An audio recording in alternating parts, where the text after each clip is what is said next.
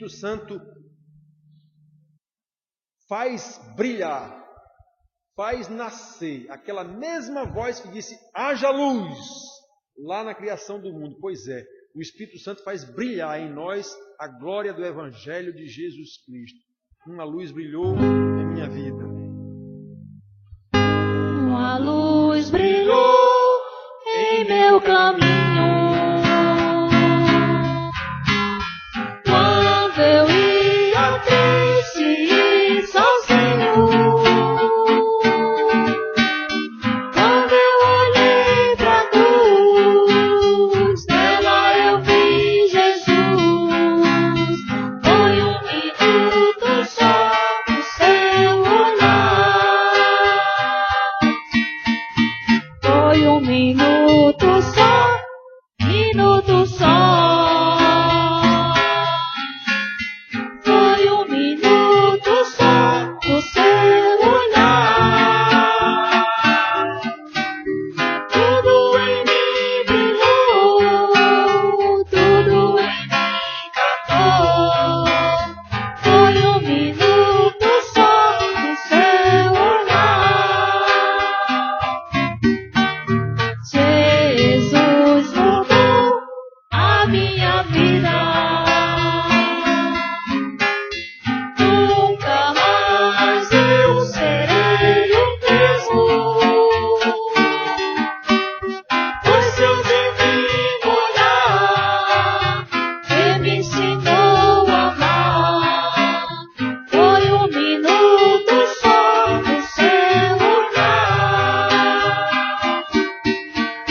Foi um minuto só, minuto só. Foi um minuto só no seu olhar.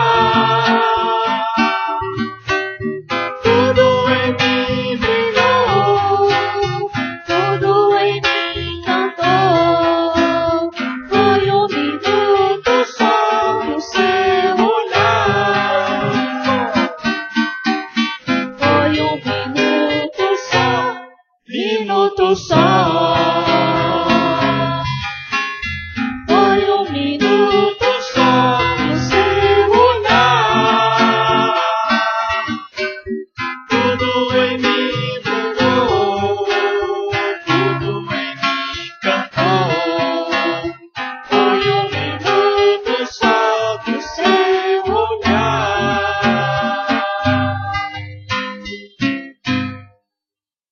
Aleluia. Louvado seja o nome do nosso Senhor, o único que é digno de receber toda a honra, toda a glória, porque a Ele pertence todo o poder.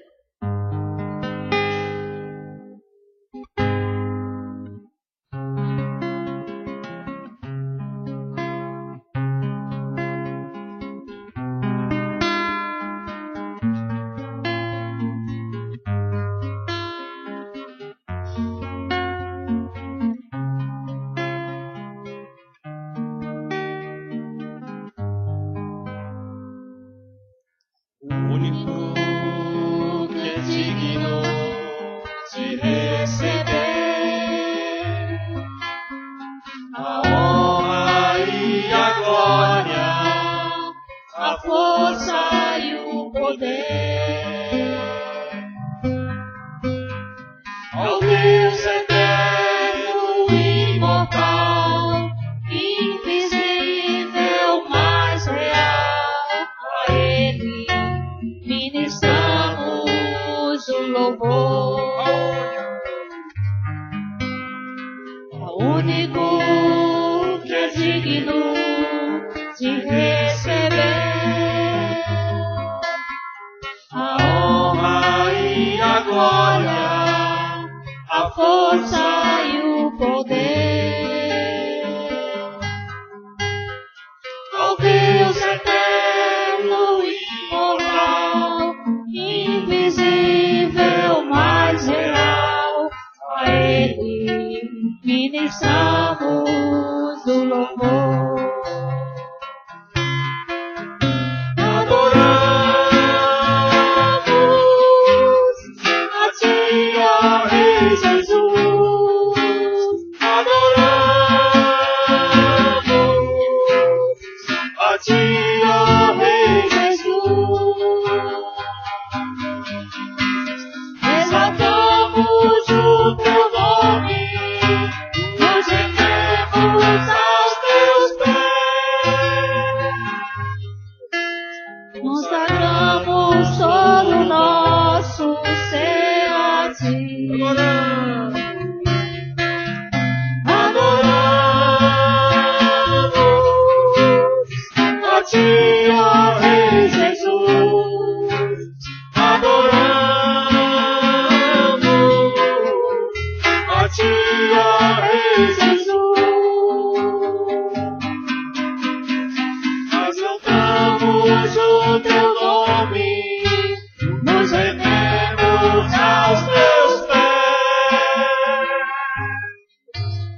consagramos todo o nosso ser a Ti.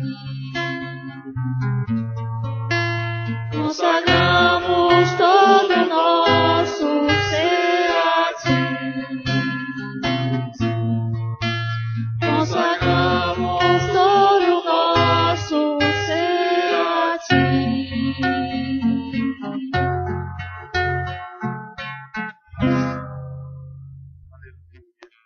Graças te damos, Pai querido, porque aprouve ao Senhor nos dar a revelação de que o Senhor é o Deus supremo, excelso, soberano, e que cabe a nós tão somente exaltar o Teu nome, glorificar o Teu nome e te render toda a glória e todo o louvor.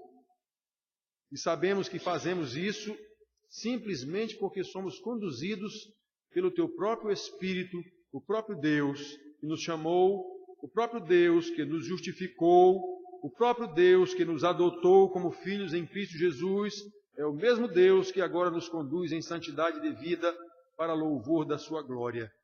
É por isso que nós cantamos assim e fazemos isso tudo em nome do nosso Senhor Jesus. Amém. Amém. Irmãos, vamos abrir nossas Bíblias.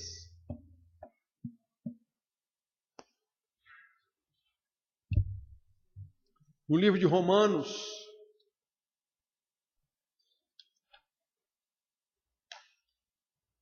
capítulo 1.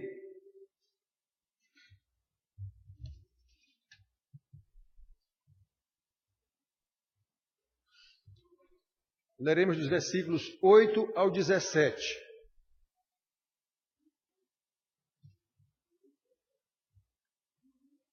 Romanos, capítulo 1, versículos 8 ao 17. Diz assim a palavra de Deus: Primeiramente dou graças a meu Deus, mediante Jesus Cristo, no tocante a todos vós, porque em todo o mundo é proclamada a vossa fé. Porque Deus, a quem sirvo em meu espírito, no evangelho de seu Filho, é minha testemunha de como incessantemente faço menção de vós em todas as minhas orações, suplicando que, em algum tempo, pela vontade de Deus, se me ofereça boa ocasião de visitar-vos.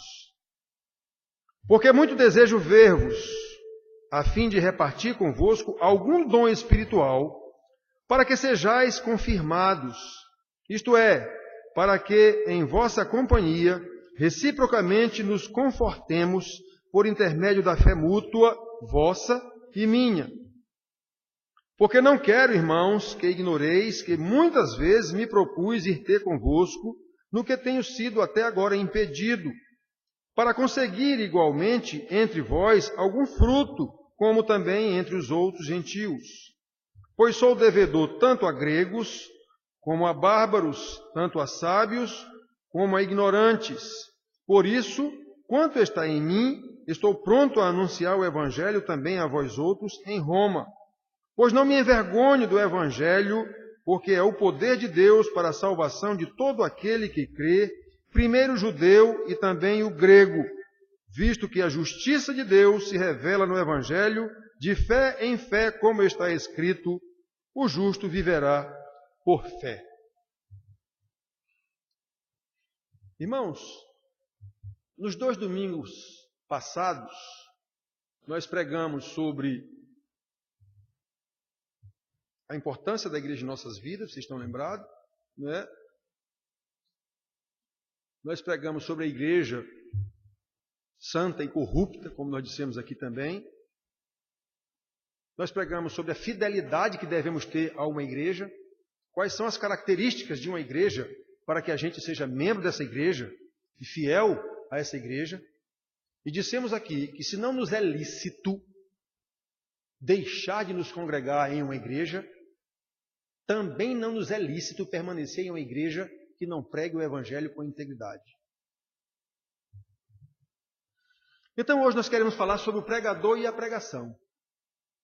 Como é que a gente identifica se esse pregador é um pregador de Deus, se essa pregação é uma pregação de Deus. Domingo passado nós falamos isso. Como é que a gente identifica uma igreja, se ela é uma igreja verdadeira, da qual eu devo fazer parte e devo ser fiel? Vimos isso no domingo passado. Então preste atenção, irmãos. A carta aos Romanos é o maior tratado bíblico acerca do Evangelho, acerca da pregação do Evangelho. Nesta carta nós podemos observar a essência do ministério de um pastor, assim como a essência da pregação desse pastor.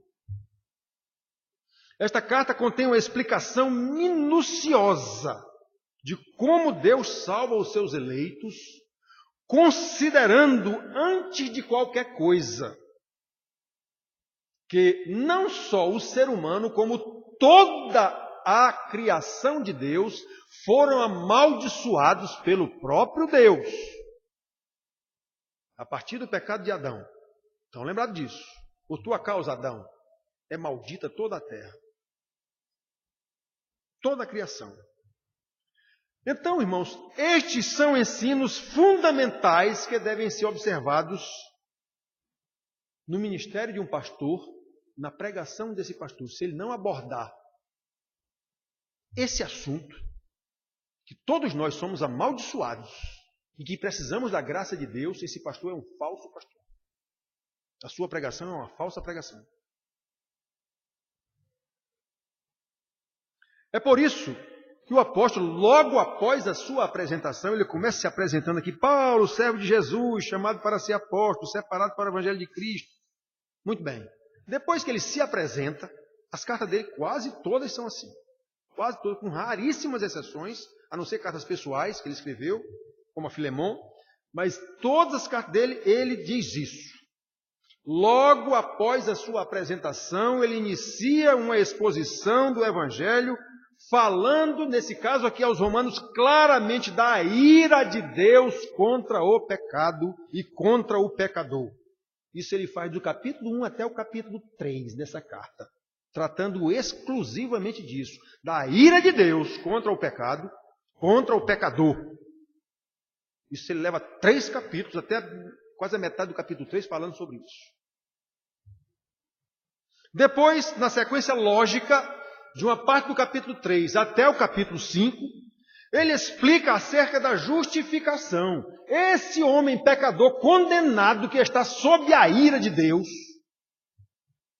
é justificado, aqueles a quem Deus escolheu, ele é justificado pela justiça de Jesus, o justo, conforme Pedro ensina lá, o justo pelo injusto, o Jesus justo pagou na cruz do Calvário por nós injustos. Ele explica isso no capítulo 3 até o 5.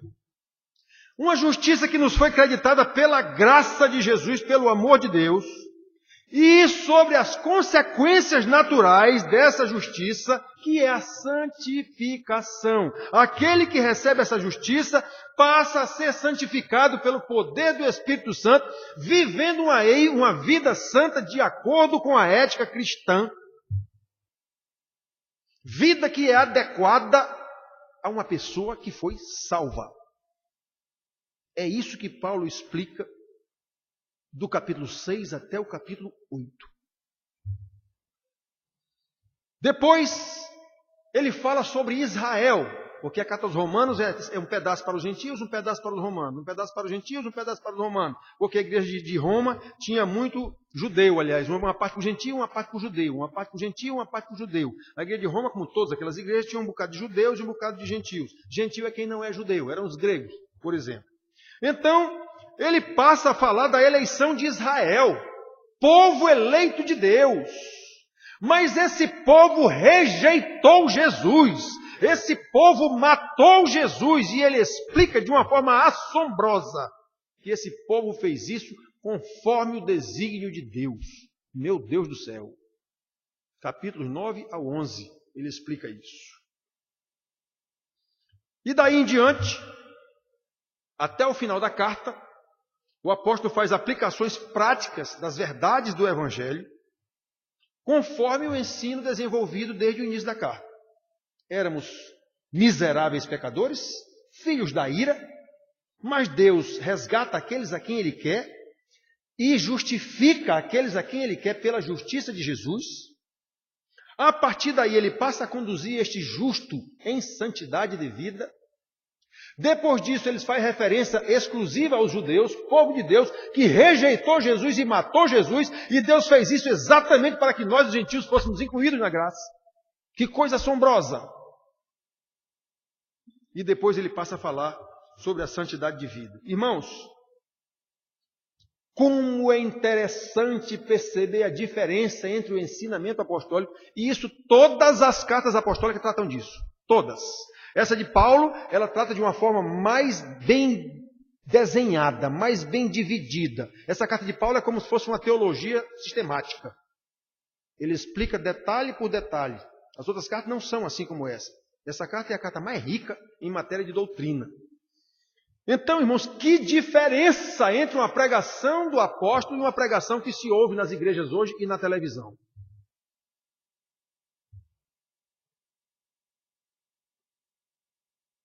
Um tempo desse aqui atrás, uma irmã me perguntou sobre um pastor fulano de tal aí, um herege que tem na televisão aí, que só ensina besteira. Ela assistia a esse pastor. Depois uma outra irmã perguntou de novo sobre um outro herege que ensina na televisão e que só ensina heresia, só ensina besteira. Hoje uma irmã me perguntou se era melhor assistir fulano ou fulano, dois grandes hereges da televisão. Irmã perguntando, dois grandes hereges da televisão, ela perguntou se era melhor assistir esse ou esse, nenhum dos dois. Todos os dois são dois hereges. Então olhem só como são as pregações da televisão. Que diferença do ensino do apóstolo. Que diferença. Vejam os assuntos tratados pelo apóstolo. Não há nada vulgar, irmãos. Não há nada banal. Não há nada psicologizado para agradar ao ouvinte. Não há nada centrado no homem. Não há nada humanizado. Não há nada egocentrado no próprio ego do homem. Não há nada hedonista, ou seja, tem a ver com o meu bem-estar, com o meu prazer. Nada, você não encontra nada disso nas pregações de Jesus, dos profetas do Velho Testamento, de Jesus e dos apóstolos do Novo Testamento. Então quem inventou essa moda de fazer pregação para agradar a galera? Satanás. E os ministros que estão aqui no púlpito pregando desse jeito são anticristos, como João ensina na sua carta. Aquele que ultrapassa este evangelho não tem Deus.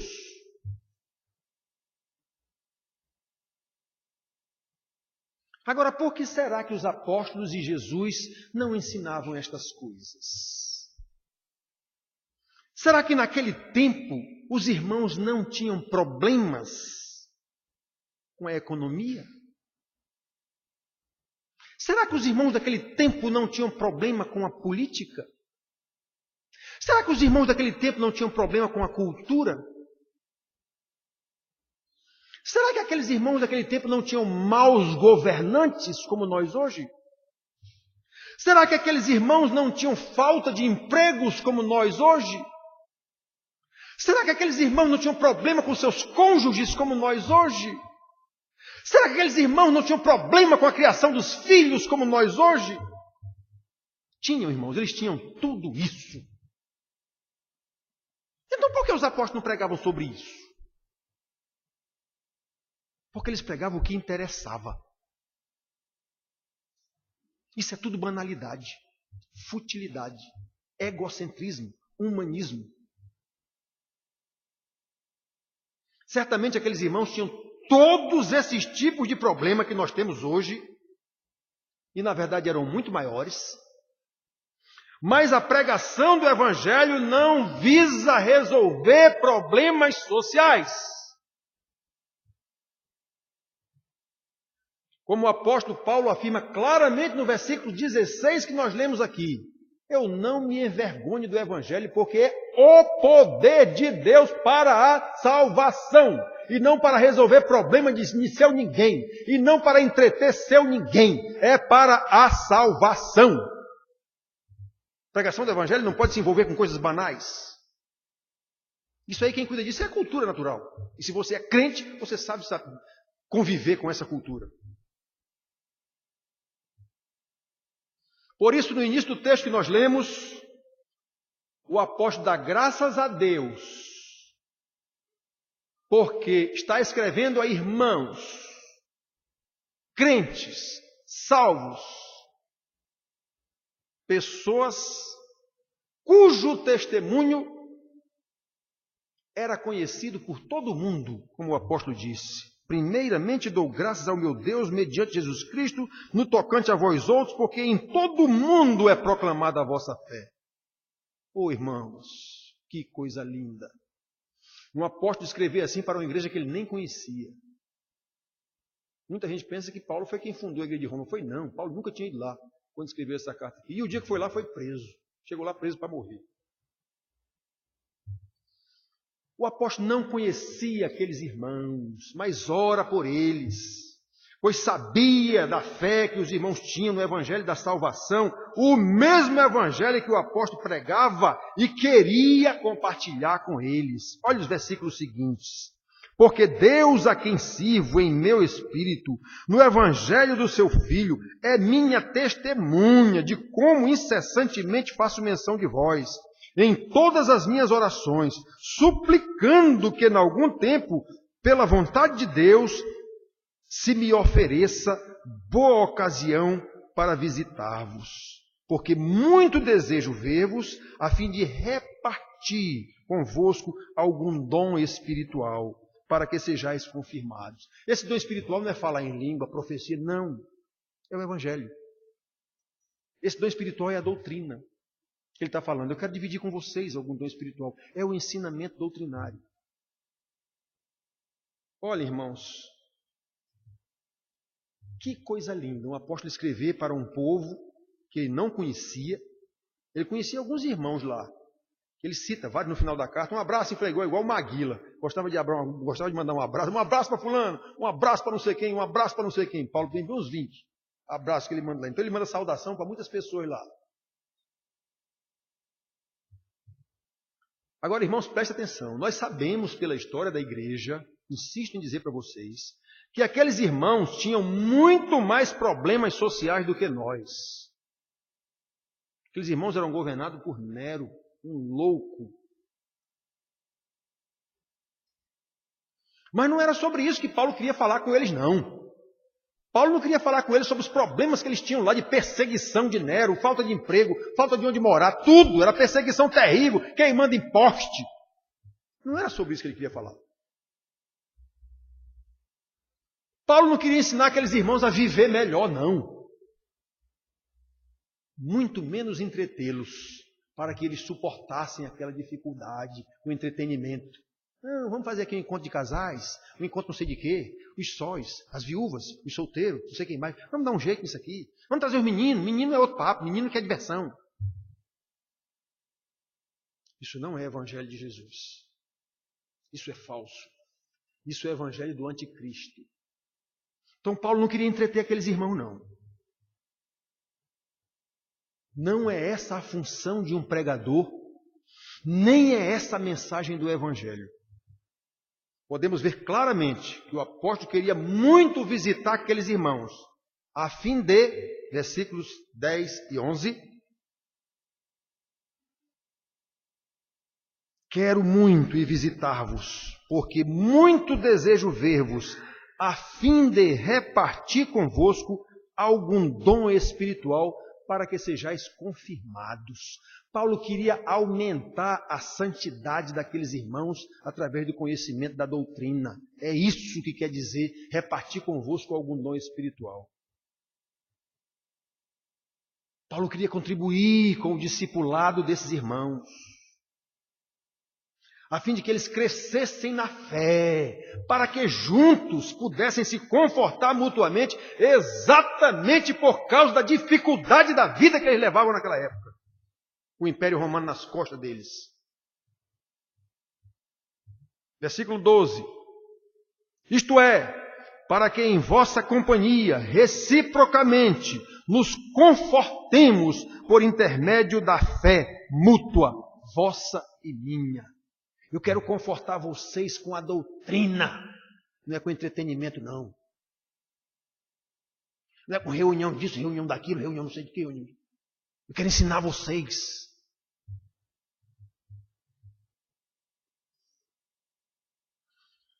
Observe, irmãos, que as pregações, ou a pregação e a preocupação do apóstolo, o firme propósito do seu coração era levar ensinamentos, era compartilhar o evangelho com aqueles irmãos da igreja de Roma, a fim de que eles fossem confortados pela palavra e não por uma peça teatral.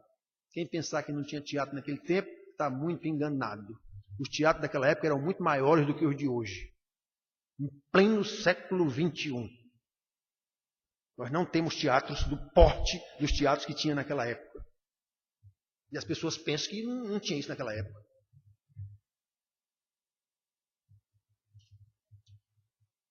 Versículo 13. Aqui tem um problema. Podemos ler que o apóstolo já acalentava em seu coração há muito tempo o desejo de visitar aqueles irmãos, mas até aquele momento isso não havia sido possível. 13. Porque não quero, irmãos, que ignoreis que muitas vezes me propus a ir ter convosco, no que tenho sido até agora impedido.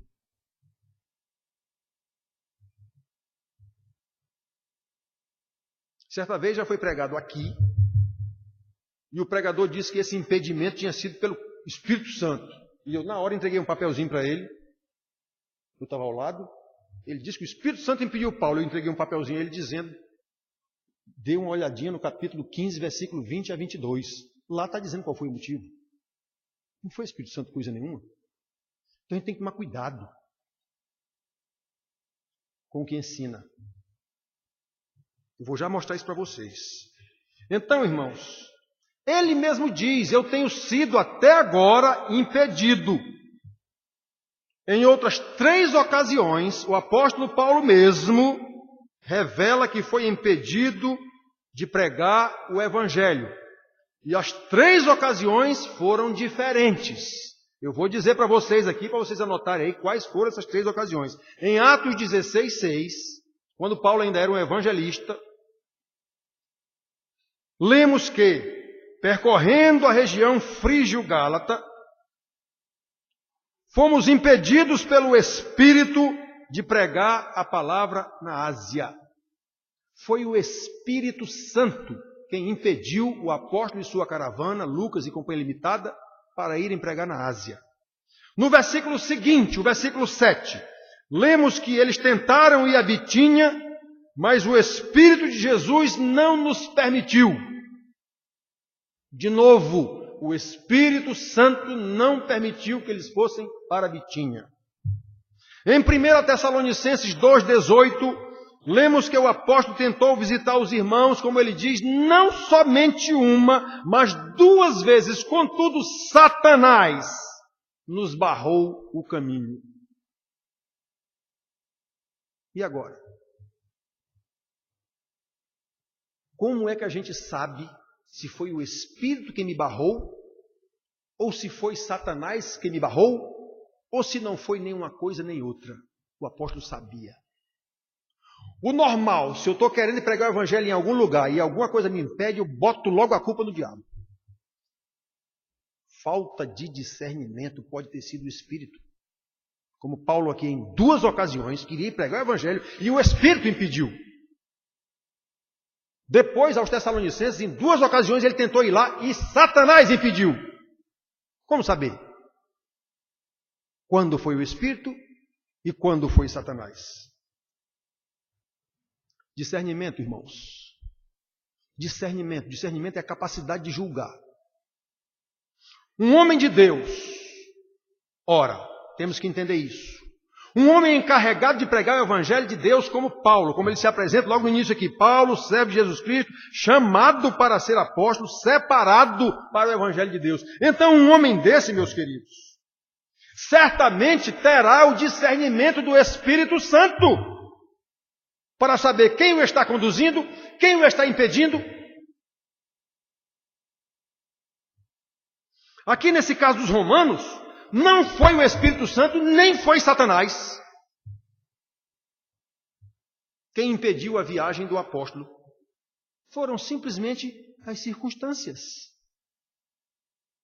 O apóstolo não achou tempo para ir visitar os romanos. E ele diz isso lá no capítulo 15, do versículo 20 em diante. Ele esclarece isso lá na frente. Quem lê só aqui 1:13, aí vai dizer, foi o Espírito Santo, foi não sei quem. Mas peraí, doutor, vai ler a carta toda, vai estudar. E aí você vai ver na própria carta ele dizendo o que foi que impediu. Então lá no 20 a 22, ele diz que ele pregava o evangelho, já tinha pregado em tal lugar, em tal lugar, em tal lugar, em tal lugar, esforçando-me deste modo para pregar o evangelho, não onde Cristo já fora anunciado, para não edificar sobre fundamento alheio, antes como está escrito, aí ele cita a escritura, hão de vê-lo aqueles que não tiveram notícia dele, e compreendê-lo os que não tinham ouvido a seu respeito. Aí ele diz, esta foi a razão porque me senti muitas vezes impedido de visitá-los. Ele não diz lá no 13? Há muito tenho querido ir ter com vocês, mas fui impedido. Qual foi o impedimento? As circunstâncias. Paulo não tinha tempo.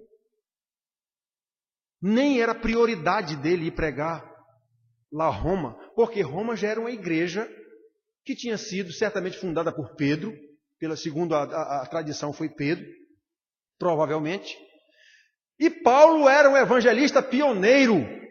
Ele só gostava de pregar onde nunca havia sido pregado o evangelho. Então, como ele está dizendo aqui, é por isso que eu não fui ter com vocês. Porque eu queria pregar onde o evangelho não foi ouvido, porque como está escrito, hão de ouvi-lo aqueles que nunca ouviram falar dele, e eu sou o encarregado de levar isso. Por isso que eu não fui ter com vocês ainda. Eu já tive muita vontade de ter com vocês. Aí ele diz mais na frente, uma coisinha, que agora já não há mais campo para mim aqui. Então agora eu vou para a Espanha, e de passagem para a Espanha eu visito vocês. E passo alguns dias com vocês aí, dividindo algum dom espiritual. Foi isso, irmãos. Paulo mandou na sua carta, honestamente dizendo para aqueles irmãos, não quero aí só visitar vocês, não. Eu estou indo aí de passagem. Eu quero que vocês me acolham. Eu quero que vocês providenciem para que eu vá para Roma. Providenciem em todos os sentidos. Oração, informações, dinheiro, alimento, tudo. Paulo não era um enrolão. Como hoje nós vemos os pastores que vêm de fora para as igrejas aí, fazer pregação, a arrecadação é toda para o bolso do pastor, como nós temos visto em alguns casos aí. A arrecadação feita na igreja naquele dia é toda para o bolso do pastor que veio fazer a pregação. Mercadores da palavra. Nós precisamos ter discernimento para isso. A coisa é muito mais séria do que a gente pensa. Se nós não temos discernimento para isso, Deus não tem negócio conosco. Não somos eleitos. Não fomos justificados. Não fomos adotados. Não estamos sendo santificados. Tanto que nós não temos discernimento de nada. Temos que saber qual é a igreja. Temos que saber quem é o pregador. Temos que saber o que é essa pregação. Lembra do que Jesus disse? As minhas ovelhas ouvem a minha voz. Eu as conheço e elas me seguem. A quem nós estamos seguindo? Então, irmãos, a razão de Paulo não ter ido visitar os coríntios não foi Satanás, nem foi o Espírito Santo. Foram as circunstâncias. Paulo era um evangelista pioneiro, repito, e não podia trocar a pregação às pessoas que nunca haviam ouvido o evangelho pela pregação a irmãos já convertidos lá em Roma. Foi só por isso que ele nunca foi lá. E ele diz isso. Observe como o verdadeiro pregador da palavra não tem o menor interesse em pescar no aquário alheio, como a gente diz. Não tem o menor interesse em arrebanhar crente de outras igrejas. Como vemos em nossos dias, uma verdadeira batalha, uma verdadeira guerra de igrejas com igrejas, pelos mesmos crentes, crentes, vírgula, crentes entre aspas.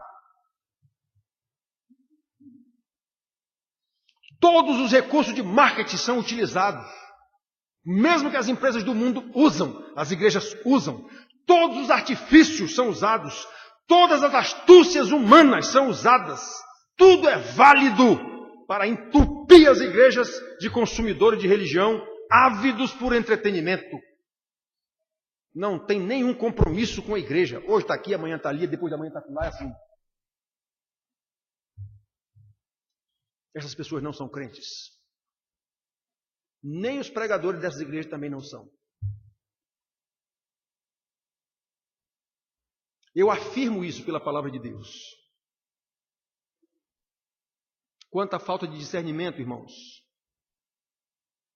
E eu repito, prestem atenção. Onde não há discernimento de espíritos, ali não está operando o Espírito Santo. E se o Espírito Santo não está operando ali, Deus não tem negócio com aquele lugar e com aquelas pessoas. Como Paulo era um pregador pioneiro, não queria, nem podia perder tempo pregando onde o Evangelho já havia sido pregado. Em cumprimento da palavra que ele citou, como está escrito, hão de vê-lo, lá no 15, 22. Hão de vê-lo aqueles que não tiveram notícia dele, e compreendê-lo os que nada tinham ouvido a respeito. E quem era o encarregado de levar essa notícia? Eu, Paulo, servo de Jesus Cristo, chamado para ser apóstolo, separado para o Evangelho de Deus. Exatamente isso.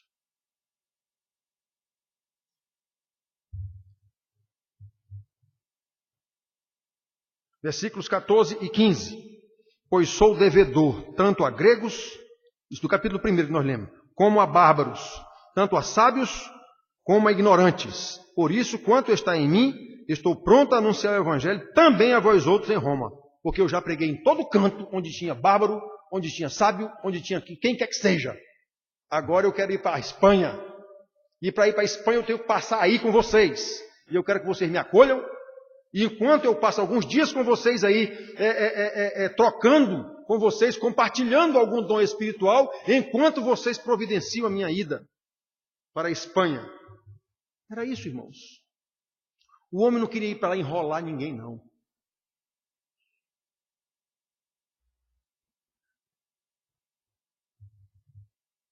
Já não havia mais campo de trabalho para o lado da Ásia. Agora, o apóstolo direcionou-se para a Espanha. A Bíblia não diz se ele chegou na Espanha. Ele morreu em Roma. E a Bíblia não diz se ele chegou ou não à Espanha. Ele foi para Roma já preso.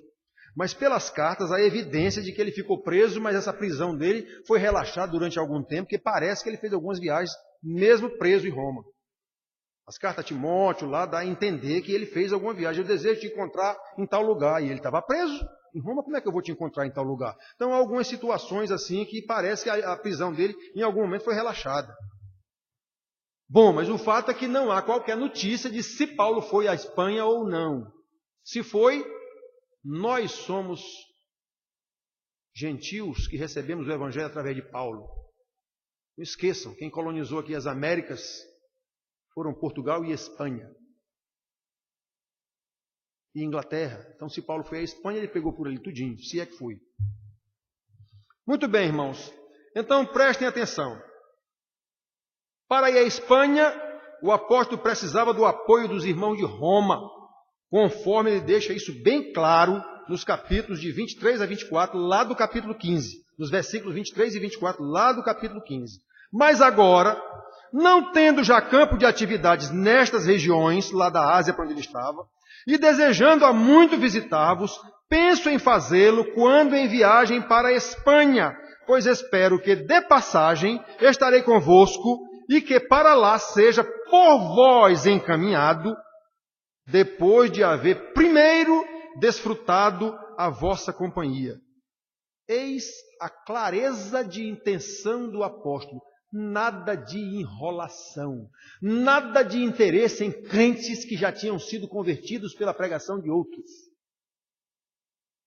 Ele queria apenas que os irmãos o recebessem, providenciassem para ele as informações necessárias para ir para a Espanha, por onde ele vai, como ele vai, quando chega lá, providenciassem dinheiro, com certeza, para o seu sustento, alimento, roupa, o que fosse preciso, orações, sobretudo. Era só isso que ele queria. Esta era a sua real motivação de ir a Roma, como passagem para a Espanha. Nesta passagem, como ele mesmo diz aqui, o apóstolo esperava demorar-se lá alguns dias com os irmãos romanos, compartilhando com eles algum dom espiritual, ou seja, ensinamentos sobre a salvação pela graça, ensinamentos para uma vida de santidade, como deve viver o justo. Aquele que vive pela fé. O justo viverá por fé. Versículos 16 e 17. Pois não me envergonho do Evangelho, porque é o poder de Deus para a salvação de todo aquele que crê, primeiro do judeu e também do grego, visto que a justiça de Deus se revela no Evangelho de fé em fé, como está escrito. Esse está escrito lá em Abacuque 2,4. O justo viverá por fé. Enquanto isso, enquanto ele passava lá alguns dias, os irmãos providenciavam o necessário para enviá-lo à Espanha. Irmãos queridos, prestem atenção. Assim age um verdadeiro pregador do Evangelho. Ele está interessado apenas em levar o Evangelho a pessoas que nunca ouviram esse Evangelho, se o papel dele for evangelista. Como Paulo era evangelista e também era pastor. Ele está interessado, primeiramente, em levar o Evangelho da salvação para pessoas que nunca ouviram esse Evangelho da salvação. Por isso, Paulo nunca tinha ido para Roma. Segundo lugar, uma vez que há convertidos, ele está interessado unicamente em levar discipulado para esses irmãos, levar ensinamento para esses irmãos, a fim de que eles cresçam na fé, para poder, inclusive, resistir às dificuldades da vida. Ele não vai ensinar os irmãos a viver bem, não. Ele vai ensinar a fé para esses irmãos, aí eles saberão viver de acordo com as dificuldades, de acordo com as circunstâncias, se eles forem verdadeiramente salvos, crentes, convertidos e discipulados.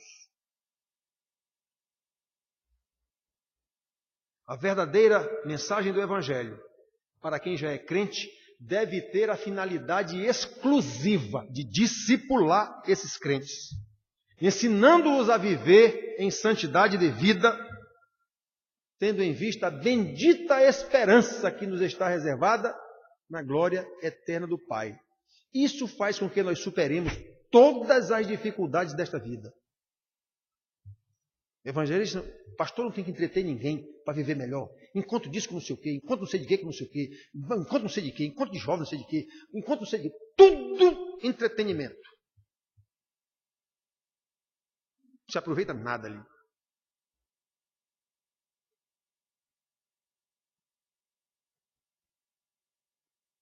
Irmãos queridos, prestem atenção. Prestem atenção nas pregações que vocês ouvem. Prestem atenção na vida do pregador ao qual vocês estão ouvindo. Se ele for reconhecidamente um vigarista, como nós temos inúmeros casos aqui na nossa praça, em qualquer praça, em qualquer lugar, na televisão em geral. Está aí os escândalos de vez em quando estourando. Ladrão, não sei o que mais, fazenda não sei para onde, canal de televisão não sei para onde, envolvimento com político não sei para onde. Pelo amor de Deus, e nós seguimos um pastor desse. A Bíblia diz que nós somos iguais a ele.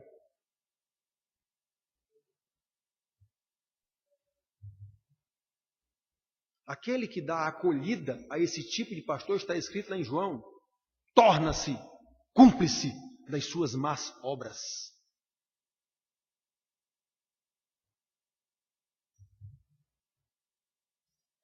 Portanto, meus queridos, falamos sobre a igreja corrupta. Falamos sobre qual é a igreja que nós devemos seguir fielmente, que temos que ter fidelidade. Hoje estamos falando sobre o pastor, sobre a pregação. Qual é o conteúdo da pregação desse pastor? Qual é a essência dessa pregação? Como deve ser a vida desse pastor? Qual é o interesse desse pastor? Se ele tiver interesse, como nós vemos aí, à larga, em fama, poder e dinheiro, fuja dele. Isso é um anticristo. Fuja dele. Isso é um anticristo. Está na Bíblia. Está na Bíblia isso. Veja o exemplo de Paulo. Nós temos o que é um pastor, o que é um evangelista, o que é um pregador. Que Deus nos dê discernimento para julgar à luz da palavra tanto os pregadores quanto as pregações, a fim de que possamos aprender, saber qual é a vontade de Deus. E uma vez sabendo essa vontade, pô-la em prática, para louvor da glória do nosso Deus. Amém.